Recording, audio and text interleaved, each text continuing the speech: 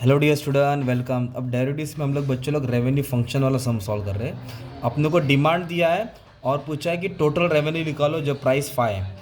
तो रेवेन्यू का मतलब क्या होता है, पहले वो मतलब मालूम होना चाहिए, राइट। तो रेवेन्यू का मतलब होता है price into demand. What is revenue? Price into demand. मतलब सपोज मैं समोसा वाला हूँ, एक समोसा 10 का बेचा, राइट। और मेरा समोसा एक समोसा 10 का बेच रहा हूँ, उसका प्राइस 10 है और टोटल मैंने 100 समोसा बेचा। तो मेरा एक कमाई कितनी हो गई मालूम है क्या? मेरी कमाई हो गई 1000, है ना। तो what is revenue? Price into demand. तो प्राइस के जगह पे मैं पी लिखूंगा और डिमांड बोलो तो ये आएगा ना यार। तो क्या है? 300 P minus P square, multiply डाला, क्या डाला है मैंने। तो अब इसको अच्छे से बनाएंगे ना तो अपना रेवेन्यू फंक्शन बनेगा। 300 पी को पी से मल्टीप्लाई करूंगा तो 300 पी स्क्वायर हो जाएगा। क्या हो जाएगा? 300 पी स्क्वायर।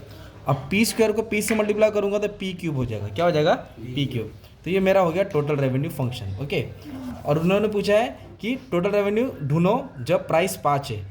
तो अभी मुझे क्या करने का? प्राइस के जगह पे क्या वैल्यू डालना है? 5 सब्स्टिट्यूट करना है। जैसे कॉस्ट का किए थे उधर डायरेक्ट डाल रहे थे ना वैल्यू, इधर हम लोग को फंक्शन बनाना पड़ा। अभी हम लोग क्या करेंगे, जिधर पी है ना उधर हमको वैल्यू सब्स्टिट्यूट करना है। क्या वैल्यू डालना है? 5। क्या डालना है? 5। इधर स्क्वायर है तो स्क्वायर डाल, इधर क्यूब है तो क्यूब डाल। बस इसको सॉल्व करो, आंसर तुम्हारा आ गया। 5 का स्क्वायर 25 होता है, 5 का क्यूब 125 होता है। अभी आप क्या करेंगे? कैल्सी में इसको सॉल्व करेंगे, ये इतना आ जाएगा और जो भी आंसर है आप कमेंट में डाल देना, बात खत्म। तो ये इजी प्रोसेस था, राइट, है ना। मल्टीप्लाई किया, सॉल्व किया गया। अभी इन लोग ने इतना ही क्वेश्चन पूछा था 5 मार्क के लिए, मैंने एक क्वेश्चन ऐड किया, एवरेज रेवेन्यू। क्या निकालना है अभी? एवरेज पूछा नहीं, मैंने अपने तरफ से ऐड किया। तो आपको क्या करना पड़ेगा? फिर से टोटल रेवेन्यू लिखना है। ये कैलकुलेशन का पार्ट आप समझ गए, मेन तो फंक्शन था, वैल्यू डाला, आंसर आ गया। अब मैं क्या कर रहा हूँ, एवरेज के लिए फिर से क्वेश्चन लिख दिया। फिर से क्या लिख दिया? क्वेश्चन। तो याद रखो, एवरेज का मतलब होता है डिवाइड। एवरेज मतलब डिवाइड करना। तो अंदर कौन सा खिलाड़ी है? एक्स पी क्यू पी, तो पी से डिवाइड करेंगे। तो ये ऊपर वाला फंक्शन सेम कॉपी करने का है और सबके नीचे क्या डाल देने का? पी। क्या डालना है? कॉस्ट में आपने एक्स डाला था क्योंकि क्वेश्चन में एक्स था, इधर पी, इसके लिए क्या डाल दिया? पी। अब ये इसको हम अच्छे से बना के सॉल्व कर देते हैं। तो ये पी और पी कैंसिल हो गया तो इधर बचेगा 300 पी। एक और 3 है ना, तो इधर 2 बचेगा, है ना। 2 है तो एक गया, 3 है तो एक गया। तो ये एवरेज रेवेन्यू है। अभी अपने को इधर पी के जगह पे 5 सब्स्टिट्यूट करना है।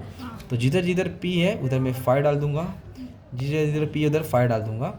अब मेरा आंसर आ जाएगा, ये 1500 हो जाएगा, ये 25 का। इसको प्लस माइनस करो, जो भी करो, आंसर आ गया।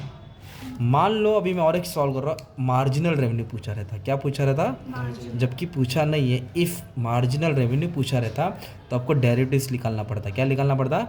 मार्जिनल मतलब चेंज होता है। तो अपन क्या करेंगे? डी बाई डी लिखने का, एम आर ऊपर लिखने का, अंदर कौन है? पी ना, पी नीचे लिखना। इसको सिर्फ डेरिवेटिव्स निकालो। क्या निकालो? डेरिवेटिव्स निकालो। तो ये क्या दिया? 3p square. क्या दिया है? तो 2 आगे आ जाएगा। जैसे एक्स स्क्वायर रहता है तो 2x बनता है ना, ये 2 आगे आ जाएगा तो 600 हो जाएगा ना, इससे मल्टीप्लाई हो जाता है। तो ये जाएगा 600p। पी क्यूब है, जैसे अगर एक्स क्यूब है तो 3x स्क्वायर होता है, तो ये जाएगा 3x स्क्वायर, है ना। ये आपको मिल गया मार्जिनल, ये मिल गया। ये टोटल रेवेन्यू था, आपको क्या मिल गया? Marginal revenue. क्या मिल गया? Marginal revenue. तो ये हो गया 600p 3x पी स्क्वायर। क्या आएगा? P square. एक्स नहीं आएगा क्योंकि पी है तो पी लिखने का ना। फिर पी के जगह पे आपको क्या डालने का? वैल्यू डालने का 5। तो आपको मार्जिनल का वैल्यू मिलेगा। अब ये कॉस्ट वाला है, क्या ये? इसको डायरेक्ट खेलना है, डायरेक्ट वैल्यू डालो। एवरेज बोलो तो डिवाइड करो, है ना। और मार्जिनल बोलो तो डायरेक्ट करो। तो ये रेवेन्यू का था। आपको फर्स्ट स्टेप क्या याद करना पड़ा? जो फंक्शन था ना उसको प्राइस से मल्टीप्लाई करना पड़ा। ये स्टेप आ गया मतलब काम खत्म हो गया। Okay, thank you.